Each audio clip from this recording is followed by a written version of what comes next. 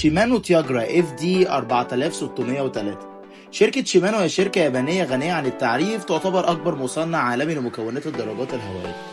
معروف عنها تقديم الأحدث الأجود والأقل سعرا عن منافسيها زي السيرام الأمريكية وكامبينيولو الإيطالية. الجشمة اللي معانا النهاردة هي جشمة أمامية جديدة اوريجينال بالعلبة، وحط تحتها 100 خط بنظام أفيز وليس مسمار. وركز معايا جدا في الموديل وهو 4603، وده يعرفنا ان الجشمة دي مخصصة انها تشتغل على مجموعة 3×10، يعني 3 تروس امامي و10 تروس خلفي. الموديلات المعتادة من الجشمة دي بتكون FD 4601 او FD 4600، ودي مخصصة انها تشتغل على ترسين فقط. طريقة سحب الكابل هي دول بول، يعني يمكن شد الكابل من الاعلى او من الاسفل.